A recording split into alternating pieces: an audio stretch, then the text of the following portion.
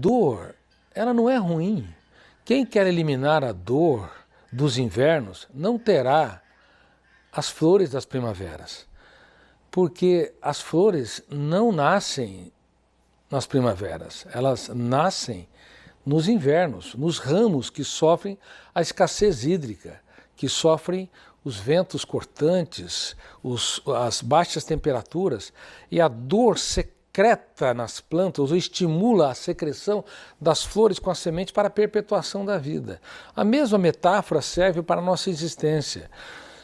Qualquer crise, perda, fracasso, angústia, conflito, às vezes abalos nos relacionamentos, são dores da existência. Eliminar completamente essas dores é uma atitude impossível, porque elas fazem parte da nossa história.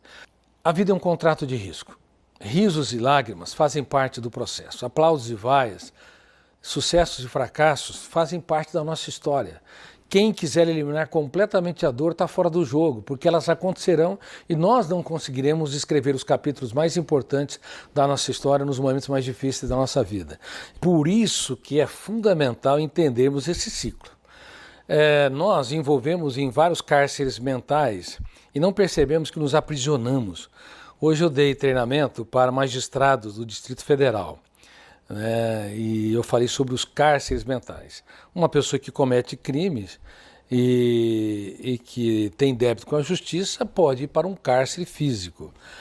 Mas o que é quase que inacreditável é que bilhões de pessoas têm cárceres mentais e elas não têm proteção nenhuma na sua psique.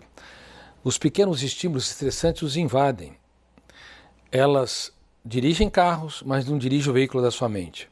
Administra o orçamento da sua casa e da sua empresa, mas não administra o orçamento da sua emoção. A sua emoção, ela se torna um bebê, ela compra aquilo que não lhe pertence. Ela transforma uma barata num dinossauro, ela transforma uma dieta num monstro, porque, nossa, eu tenho que emagrecer, eu vou sofrer. E quando elas pensam no emagrecimento, elas pensam na dor e não percebem que a dor é um fator a ser superado. Você pode acariciar a dor, você pode transformar a dor numa experiência para que te motive e te anime. Quando você usa a dor para crescer, a dor deixa de se tornar um monstro.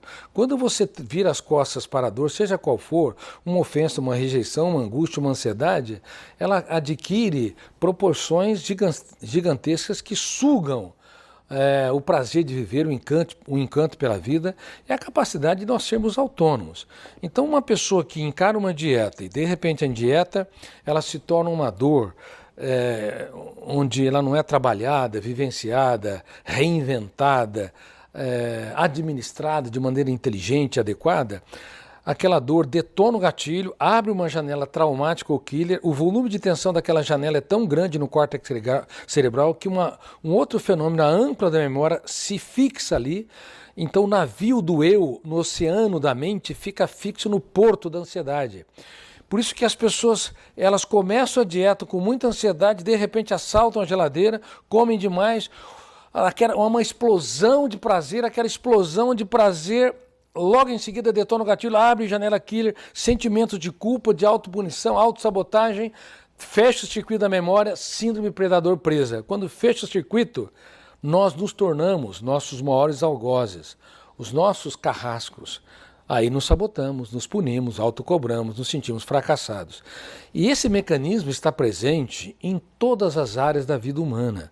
Não é só na dieta. Está presente, por exemplo, quando uma pessoa ela vai fazer uma prova escolar. Ela estudou, de repente ela sabe tudo, naquele momento ela fica tão preocupada em ser eficiente que detona o gatilho, abre uma janela killer, fecha o circuito, todas as janelas que contêm as informações, as milhares de informações não são acessadas. Ela tem um fracasso. Aí vem um sentimento de culpa, de que não é inteligente, não é capaz, quando na verdade apenas se acionou mecanismos da síndrome predador-presa. A mesma coisa ocorre entre casais, que prometem que se amarão na saúde e na doença, na alegria e na tristeza e assim por diante. Prometem. O inferno emocional está cheio de pessoas que fazem promessas muito rápidas e superficiais. Aí começa a se digladiar, um apontar a falha do outro, de repente começam a se tornar algozes um do outro, porque toda pessoa que é um apontador de falhas acaba viciando-se em ser criticista, e aí o amor, que é tão belo, tão leve, tão rico, se torna pesado. E de repente se forma um coliseu dentro de casa.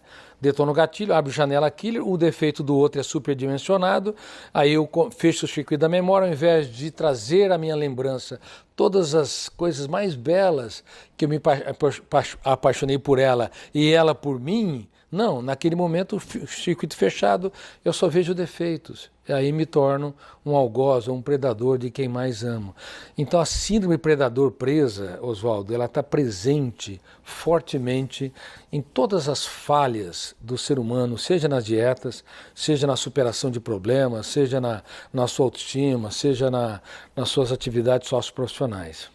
Muitos no mundo todo não querem sujar suas mãos para cultivar as flores. Amam as flores, mas espera um pouquinho. Não há flores sem que você suja as mãos, sem que você retire as ervas daninhas.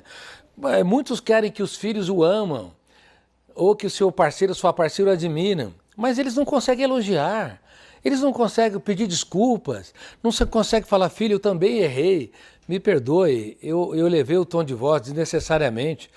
Se você não aprender a sujar as mãos, nós não somos dignos do mais belo relacionamento, do sucesso emocional. A ação com múltiplos aplicativos permite fazer uma série de coisas com apenas um comando. Procure um parque aqui perto e convide o relacionamento, do sucesso emocional. Por isso que dieta emocional é muito importante na junção com a dieta física, como você está dizendo. E eu acho que as universidades estão doentes no mundo todo. Inclusive as escolas de ensino básico, high school, ensino médio no mundo todo, porque ensina as pessoas a conhecer o mundo em que estamos, mas não o mundo que somos. Não ensina que o eu deve pilotar a aeronave mental. Por nada e por ninguém, eu vendo a minha saúde emocional, ela vale ouro de fato, mas na prática, a nossa paz, a nossa saúde emocional, o nosso bem-estar vale muito pequeno, muito pouco. Ela vale um preço vil. As pessoas invadem a nossa privacidade e roubam aquilo que nós temos de melhor, porque não tem portas e janelas na propriedade chamada mente humana. Ela é terra de ninguém. Reitero, acabei de falar isso para magistrados. Toda propriedade, ela não pode ser violada, porque senão você sofre um processo. Você tem garantias constitucionais que essa propriedade é sua, está na escritura. Só que a mente humana, reitera, terra de ninguém.